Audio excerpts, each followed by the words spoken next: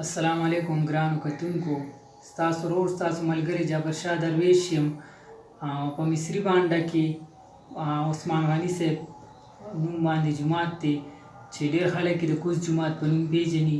د عبدالصمد استاذ الله دې وبخي، د هغوی د وختو ډېر پخوانی جومات دی. عبدالحق استاذ پکې هم ډېر عمر دلته کې خدمت کړی دی، الله دې وبخي. د هغوی کشر ورور حمایت الحق حقانی صاحب را سره په څنګ کې ناست دی، نو دوی سره به خبرې اترې هم کوو. راځئ چې میله وشو سره. السلام علیکم استاد. وعلیکم السلام ورحمت الله وبرکاتو. څنګه یې محترم؟ ښه صحت ښه دی؟ خیر او عافیت دی؟ ښه ورسات شکر دی. ډېره مننه چې تا دلته تاسو ښه یې وختونه ساعتونه؟ الحمدلله ډېر د الله احسان دی. جزاکم الله خیر و احسن الیکم، بارک الله فیکم. ستا ډېره مننه چې ته دلته مدرسې ته رالې او قیمتي وختونه خو ستا دي ځکه چې ته د صحافت په لوی جهاد کې اخته یې. جزاکم الله خیر. استاد کتونکي مو ګوري، د رمضان مبارکه میاشت ده، په دې کې به ستاسو مصروفیات نور هم سیوا شوي، نو غواړم چې خپل ملګرو سره هم شریک کړي. بالکل دې کې شک نشته. رمضان مبارک په خپله هسې هم د مصروفیاتو نه ډک، ځکه دا الله جل شانه رالیږلي د دې لپاره ده چې تاسو په دې کې ځان مصروف وساتئ، زما په یاد باندې، زما په ذکر اذکار باندې، اگر چې ډېر زموږ وروڼه هغې په خوب کې تېروي. الحمدلله زما روټین خو دا دی چې دې وخت کې زه دلته د مازدیګر لمونځ ته چې راشم نو تر ماښام اذان پورې تقریبا 10 منټه کم دې پورې دلته کې زما تفسیر درس وي. بیا د هغې نه بعد لاړ شم دارالعلوم حقاني ته، بیا ماوستن دلته ته راوته راځم چونکې زما بچې ختم قرآن اورۍ ته راوکړي. بیا هغه روټین دا وي چې سحر په څنګه د پیشمهي نه بعد د لمونځ نه فارغ شو نو مطالعه کو، اور تقریبا 9 بجې د زنانو د تفسیر درس وي، نو بیا هغې کې تقریبا تر 12 بجو پورې، بس بیا د هغې نه بعد لغون تیارام، بس بیا د دې ټیم دپاره بیا ځان تیارو تفسیر دپاره. مازدیګر لمونځ نه بعد دلته کې تفسیر وي، چونکې دا تفسیر په عام ورځو کې د ماسخوتن لمونځ نه بعد وي، اور د رمضان مبارک په میاشت کې دا، اور ذمہ داري خو الحمدلله د دارالعلوم حقاني ذمہ داري هم شته، او چونکې دا د کلي د پخوا نه د والد صاحب رحمت الله علیه، مولانا عبدالصمد رحمت الله علیه، د هغه تګودو ده، د هغه داغونه ده، د هغې ثمرات دي چې هغه مطلب لګیا وي، د هغې پالنه هم کوو وخت په وخت باندې. کاري صاحب ستاسو اواز ډېر خلک خوښوي، غواړم چې تلاوت را سره شریک کړي. بالکل به سره شریک کړم. د ستا د مرضی ځای ووایم که خپل ځای ووایم؟ خپل. ښه. أعوذ بالله من الشيطان الرجيم.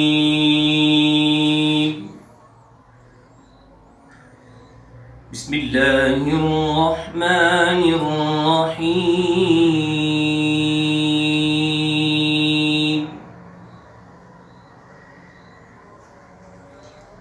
إن الذين آمنوا وعملوا الصالحات يهديهم ربهم بإيمانهم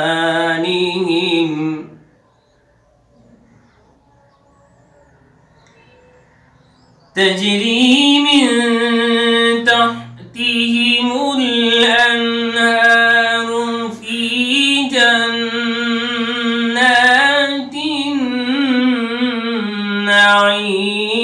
النعيم دعواهم فيها سبحانك اللهم وتحيتهم فيها سلام. سبحانك اللهم وتحيتهم فيها سلام وآخر دعواهم أن الحمد لله رب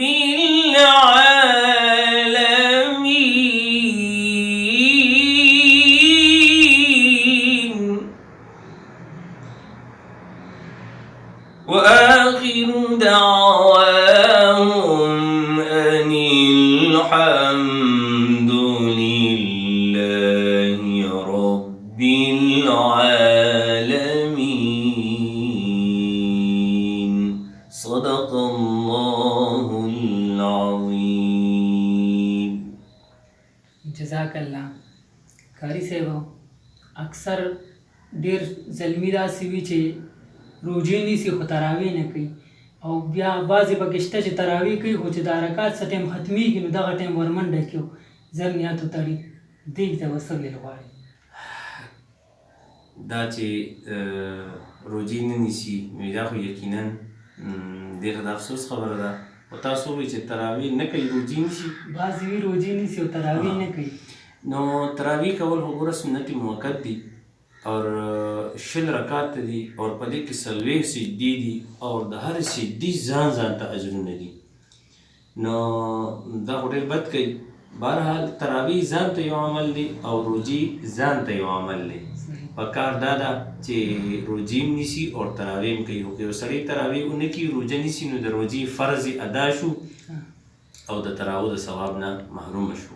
او دا نیم رکعت ته چې ورمنډه دا نیم رکعت ته چې ورمنډه کړي نو دا ښه نه کوي، ځکه چې د مقصد دا وي چې زه ټول قرآن په تراویح کې واورم نو بیا دې هلته کښېني. زه خو حیران شم دې خبرې ته چې اوس خو هغه د 10 سپارو او د 6 سپارو ختمونه هم نه دي بلکې د 2 سپارو ختمونه نو هغې کې هم چې دا ځوانان نشي ودرېدی.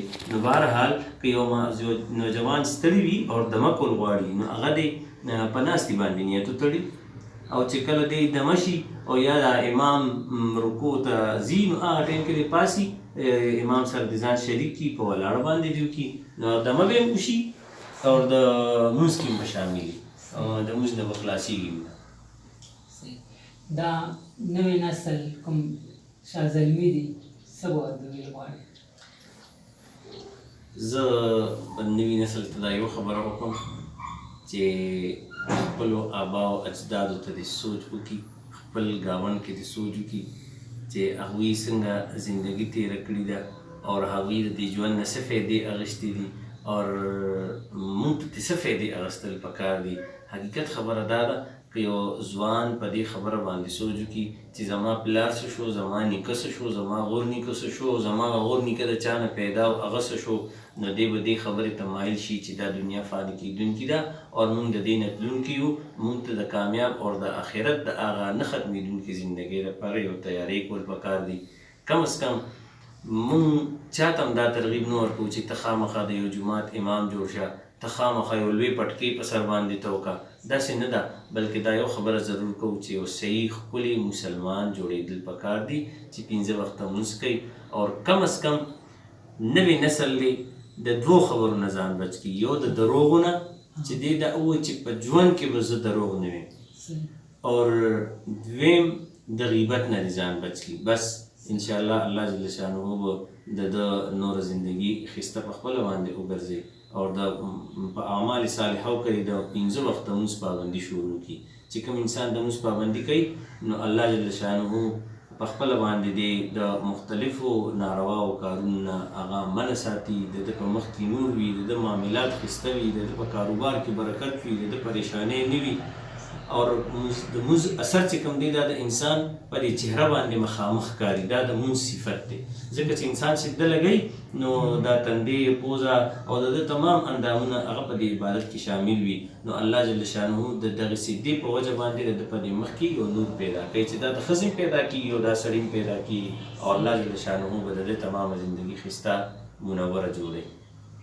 حاجي قاري صاحب ستاسو ډېره بې حده شکریه ادا کوم چې دا خپل قیمتي ټایم مو په موږ سره مو دومره قیمتي خبرې شریکې کړي.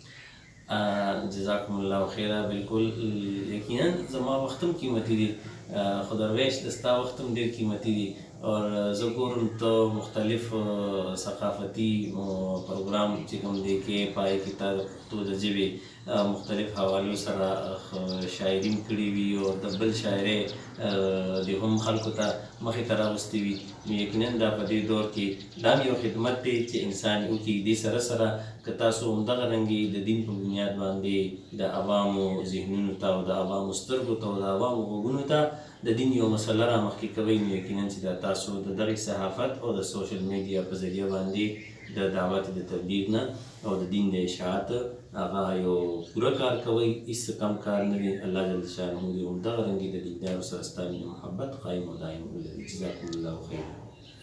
ډېره مننه ملګرو. یقینا چې ستاسو به زموږ د نن پروګرام خوښ شوي، کوشش به کوو مبارکه میاشت ده چې دغه شانتې ډېر دیني پروګرامونه ستاسو دپاره ریکارډ کړو. او په دې سره زه جابر شاه درویش سره له خپل کالي صاحب ستاسو نه اجازت غواړم. ښه د وباد بریالي اوسئ. د لوی الله په امان.